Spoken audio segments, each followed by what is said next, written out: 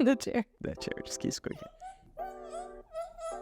But I just looked at Arden and I was like, I have friends. I've had friends before, but like when you just find the people that you're doing life with and you've prayed for the people that are going to sharpen you, that you get to, not just do the highs, but also like the mundane days with. Yeah, you can do it on your own.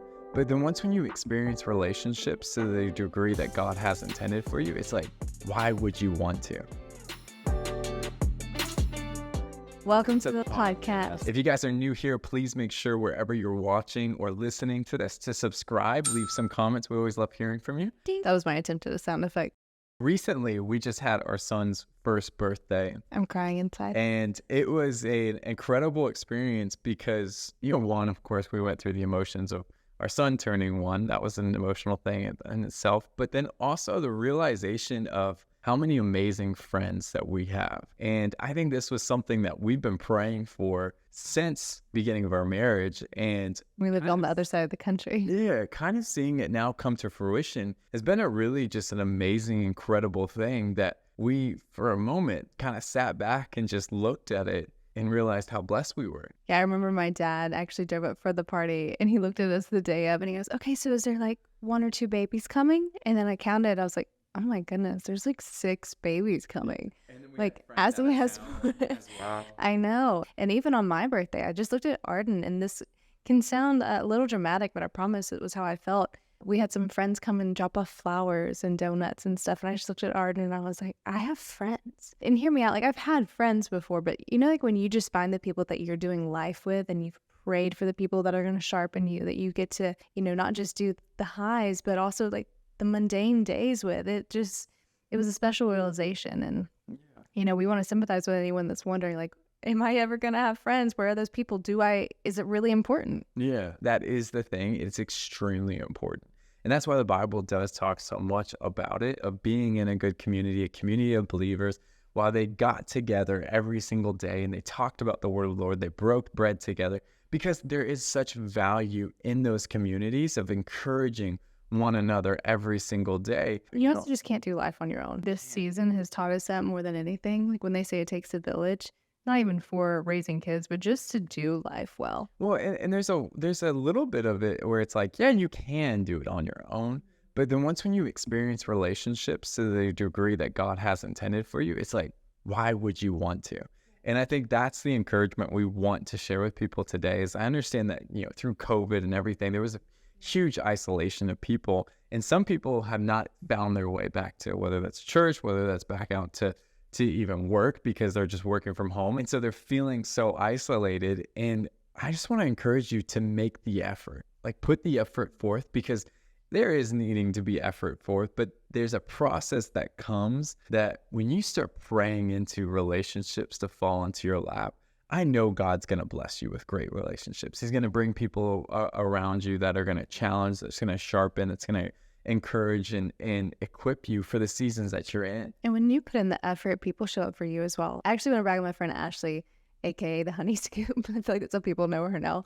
But I want to brag on her even more than myself, because she's done this exceedingly well. And I remember probably 3 months ago, we were getting a bite together and she's looked at me and she said, I really want to focus in on my intentionality. And granted, she is like hustling. She does incredible content. Like she is single right now. So she really could focus on just growing her career and her doing her own thing. But her perspective and her MO of the last few months is, I want to be the best friend that I can be. She went to my 1-year-old's birthday party. She doesn't have a kid. Why would she want to show up? Just to be supportive. She brought me flowers on my birthday.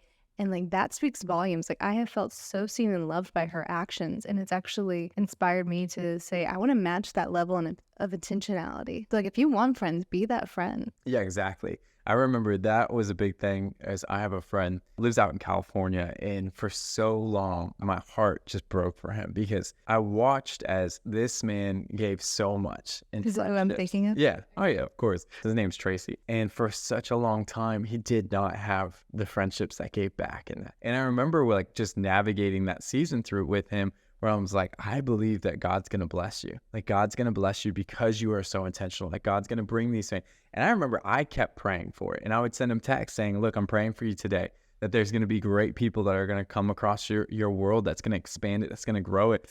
And I have watched over these past, like that started when I was first having those conversations. That was back in 2014. And within probably the last 3 years, God has brought just these intentional people that have been different friend groups, that he has just gone through this deeper revelation of honestly friendship and what that means. And it's been a truly incredible. Watching that too on the outside for myself is I've seen him grow in his leadership, his character, his wisdom from that friendship. Exactly. That's why we wanted to, on this podcast, always talk about relationships as a whole, is because we do talk a lot about dating and marriage and those kinds of relationships.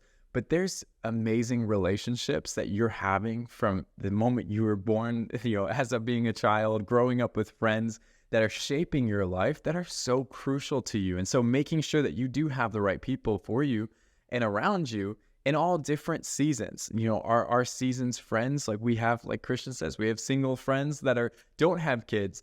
But then we also have couple friends that have kids. We have friends that are like in their 50s. So I'm like, you're actually our friends. Well, and then they understand like the different seasons that you're in with a kid. It's like, hey, look, I might not have a ton of time to hang out and go do, 5 hours worth of things, but let's come over. Let's have a 30-minute dinner. Let's just, get into each other's world. Let's encourage one another. And then let's go put the kids down. Whatever that season is, identify what it is that you are hoping for and put that intentionality forth. And I believe that God's going to bring people along your way that are going to do the same for you. Yeah. And I think a key thing too that we should highlight here is not to have a hard heart when it comes to friendships, because that same model of like being the friend and then welcoming the right friends in, it can be so easy to think, well, this person hasn't done anything yet for me, or, I don't want to go out on a limb and they think I'm awkward, or I've never had that friendship, so why would I want to be that person to anyone else? And even I'm thinking about Azariah, like my college time, post-college, I felt like I was missing that friendship dynamic, but I don't want that for him. Like I want to be around families that they have small kids and I'm like, hey, here's probably your best friend. This is a great person. Like, let's start you early. I want to see my efforts and the people around me really multiplied in that area, even if I missed on that for a season, or even if I didn't do it well for a season. Like have a generosity mindset when it comes to friendship. Another friend I'm thinking of is Sarah Herring, who is like the best at saying, oh, you should be friends with this person. Like she is so not stingy with the people in her world. And we went to her birthday not too long ago and I saw so many people there. I think because she has that generosity mindset, it's come back to her in full force. And I know there's a lot of people who probably are like, well, how do I even begin to start being friends with someone? Especially as an adult. Yeah, exactly. It's because it can be weird. You don't know, like, how do I walk up to someone at church? How does this happen? And what I found too, for me, that's really worked, that has been helpful, is I've never been shy to go have a conversation with someone, but then I don't know how to go like take it to the next level of, hey, let's go hang out. Let's go do this. And so we've been doing basketball every single Saturday. And that's been something that's been really easy going. Every time I get introduced to a new guy, I'm like, hey, do you play basketball? And none of us are like amazing at basketball, but we just go out there and it starts getting us connected in a small way that leads to deeper connections. And we'll go out and have coffee with one another. We'll go, and get inside of each other's worlds, go do dinners, things like that. But I think it's a breeding ground. If you can find something where you're like, I feel comfortable being in this circumstance or this situation that I can enjoy and have fun and get out there, then I think I can begin to start fostering those relationships and see new levels of, maybe it's game night, maybe it's going out to coffee, maybe it's, going to a farmer's market, whatever it is that's going to help you begin that process of going deeper with individuals. Yeah, and it can be different for you. Or you like, I love to coffee shop on the weekends. Just invite someone into that space. Just make it something that's genuine so it doesn't always feel forced. And then I actually think the older we get, the more I'm just like, oh, I'm going to put myself out there. And if it comes across weird, that's fine. Or if you don't want to be my friend, that's great. Like I'm going to not take it as personal as I used to. So just look for opportunities to connect and to deposit into people, because then it also doesn't feel like I have to impress them or I have to get them to be my friend. Just like, let it be. Yeah, just be yourself. Like that's the thing. Be yourself. This is so like the elementary school advice your mom gave you, but like it's actually true. It's true, because I think we overcomplicate relationships. So I just think the best thing that you can do is be that friend that you're hoping for and expecting within your life to the people around you. Pray that God's going to bring those right people in your life. and that you can identify those. And then eventually they're going to start being that friend to you as well. Always be that spot that you wish someone was in your life for someone else. And I think God's going to bless you. Okay, as we're ending, best like friend moment you've had this week. This week? Yeah. Oh, it's just seeing all friends coming to our son's birthday party, like being there. Like the pure celebrating our excitement son. they had watching him like get his cake and eat it. It's just sweet. Such a sweet moment. Well, what's also sweet is the fact that we get to bring content to you every single week. So make sure you are subscribed so we can continue to do that. And if there's a topic you want us to cover next, let us know below. Until next time.